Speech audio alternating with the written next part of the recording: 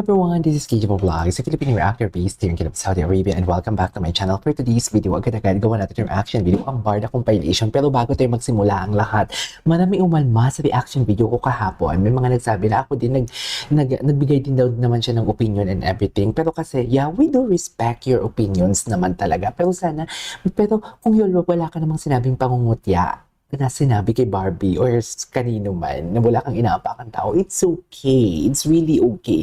Ang sinasabi ko lang kasi kahapon, gusto ko lang i-emphasize na instead of opinion ang sinabi, pangungutya na kasi yun, and I don't consider that as opinion. So sana happy-happy lang tayo. And gusto ko lang din idagdag sa inyo, no? Kasi sa age ni Barbie na to, do bata pa naman siya, pero kasi may mga kilala ko, and most of our kilala kasi talaga, na came from a long-term relationship. Hindi niyan basta-basta nagpapapasok ng mga lalaki sa buhay nila na alam nilang hindi stable, na alam nilang hindi seryoso, na alam nilang laro-laro lang. Because, for example, ako babae, na si Barbie, she came from a long-term relationship. 7 years is not a joke, okay? She came from a long-term relationship and they even talk about settle down na, diba, before ng ex niya. So basically, if ako si Barbie or ako ang babae, hindi na lang ako basta-basta nagpapapasok ng mga lalaking hindi stable, hindi naman sa walang work, pero I mean, hindi stable sa buhay financially, emotionally, tapos kung alam mo talaga yung mga lalaking laro lang ang hinahanap. Because ako, I don't wanna build a relationship again. I don't wanna build a foundation again na masisira lang naman. Diba? So parang nasasayang yung oras ko. Kumbaga sa time, kumbaga, hindi tama naman ang ginagawa ni Barbie ngayon. She's enjoying from the fact na parang nagra-run siya, in-enjoy niya yung life niya and everything. Pero kasi, ang point ko kasi dito, I'm not saying na hindi stable ang mga ibang nalilink kay Barbie. Okay, but ang point ko kasi is, kung i-check mo kasi ang background, kung i-check mo lang kasi talaga ang mga background, ang mga previous issues talaga, and I doubt na magugustuhan ni Barbie kung sino man ang nililink sa kanya ngayon na nakikita in public together with her. So, and pangalawa, gusto ko lang i-emphasize sa inyo, bago natin makalimutan, nagpaparamdam nga. So why bothered? Bakit kayo mababothered? Dahil siguro wala tayong nakikita or wala tayong nakikita or wala akong naipapakita sa inyong resibo na nagpaparamdam nga talaga ang ating paboritong ginawa for today's video kay Barbie. But then, it is what it is. Na-call nyo na yung kung maniniwala kayo or hindi. Basta ang importante lang, sabi ko nga, diba, from the beginning, sinasabi ko talaga sa inyo dito, na parang it's up to you guys kung maniniwala kayo or hindi sa akin. Basta ako gumagawa lang ako ng reaction video dito.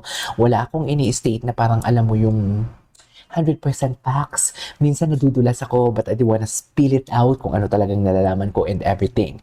Okay, since from the start na bumalik akong mag-reaction video and nasabi ko nga na may official statement na lalabas and everything. So, hanggang doon lang talagang capacity ko because I don't have a right na ibulgar dito kung ano man ang nalalaman ko beyond sa what you call this, nagpaparamdam and everything because it's not my call. Okay, kung sila nga hindi sila nagpapakita in public, kung nakikita man sila and everything, syempre, baka naman kasi madulas na naman tayo. Kailangan talaga babawiin agad yan. Kailangan babawiin agad yan. So, hindi tayo sure kung nakikita sila or hindi. Syempre, hindi natin i-confirm yan or i-deny man lang kasi wala naman tayong resibo. Ang resibo lang naman na is pawang haka-haka lang din naman for today's video. Pero kasi yung mga nagpipiling kasi sa akin minsan, yung tipong alam mo yung may credible din kasi naman talaga. Okay, credible din naman kasi talaga. Alam mo, kung gusto ko lang magpataas ng views dito, isusplok ko na dito kahit hindi totoo. Alam mo yung nagbulungan lang sila, pero isusplok ko dito, ay nag-lips to lips sila. Gets nyo ba yun? Pero nagbulungan lang sila para mataas lang ang views. Okay, but then again, yun na nga, we should respect each one another. At saka, supportahan pa din naman natin sila. Hindi na kayo natapos mag-issue. Una, si David ang ini-issue nila kasi may project sila ni Sanya.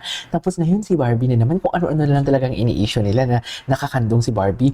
Tama nga din naman yung nabasa ko talaga sa isang comments na parang baka kasi may bigla ang picture and right after that, walang upuan si Barbie. Kaya, tapos si Alden nakaupo, instead na tumayo si Barbie, umupo na lang din talaga si Barbie kay Alden. Tsaka hindi lang yung first time nangyari. And hindi mo naman talaga ma-judge ang isang taong may na walang delikadesa porque kumando lang siya sa kanyang kuya-kuyahan.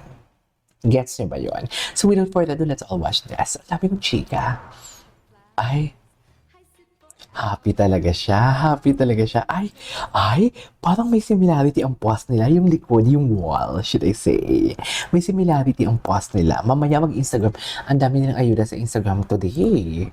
Kailangan natin mag-check. Baby.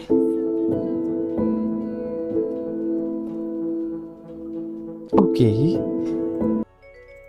Ay, ganun pa talaga dapat, ma'am? Kontrabida Academy. Abangan sa Netflix, true. Alam mo, kung alam nyo lang talaga, totoo lang. Hirap kasi magchika-chika eh. O, di ba? Ang tagal na ng mga issue na to. Nakita lang natin na nag-jogging si Barbie together with Jameson and other friends as well.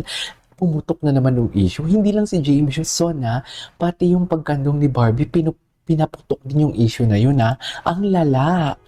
Ako papanoorin ko to sa Netflix. Ganda.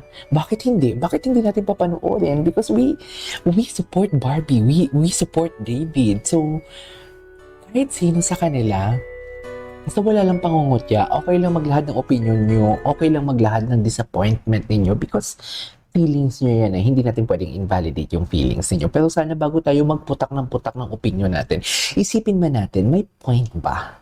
May point ba? Kung yun lang yung basahan mo, yun lang yun ba? Parang, totoo nga, no? Totoo nga, siguro kung ako dito, di ba, love nyo ako kasi pag ulit-ulit kayo nanonood dito, no? Siguro kung makagawa lang ako ng isang kasalanan, ika-cancel nyo ako.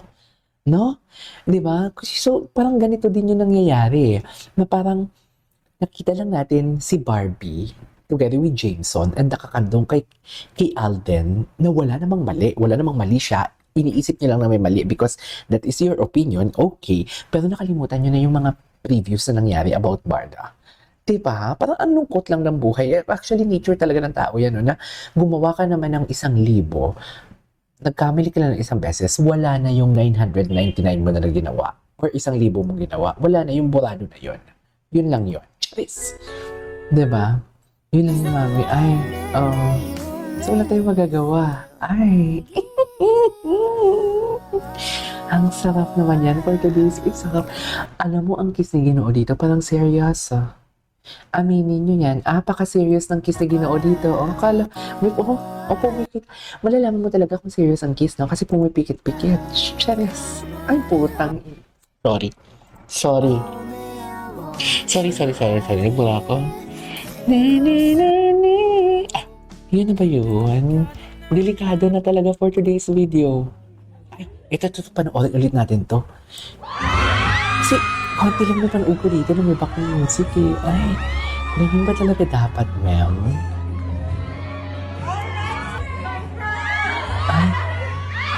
Ay, Cheers! Ay, hala, ganap na ganap ang Ginoo talaga natin. Kailangan na, Dear, ang hag. Alam mo yung may slow motion na hag? May slow motion na hag, tingnan mo ha. May slow motion. Tingnan mo, unti-unting niyakap sa pinibinigay ng makisig at matipunong katawan ng ating Ginoo sa mantatuta mo palila pa. Ay, si Barbie parang gusto namang pakalik ng ating Barbie. Ayan na. Ipong nakikita mo na kaong sila sa isa't isa na madampian ang kanilang mga lahat. May panalo ang Kiko ba? Huwag kayong Ito ba? Diba? Never underestimate talaga the power of youth. Diba? Kabado na ngayon yung mga alam mo yung politician ginagawang bubonic ang mga tao. Kasi matatalino, Gen Alpha buboto na next election. Mas matindi pa yan kaysa sa mga generation namin na Gen Z tsaka millennials. Matindi ang Gen Alpha. Hindi mo sila mabigwas-bigwas. Charis. Bakit? Ay, eto na. Okay, there you go guys. This is for today's video. Our Barda, of course, dadagdagan na natin yan. Bakit naman hindi? Ay, sige. Dagdagan natin yan mamaya, okay? This is Kitchen Vlogs and see you on my next vlog. Bye.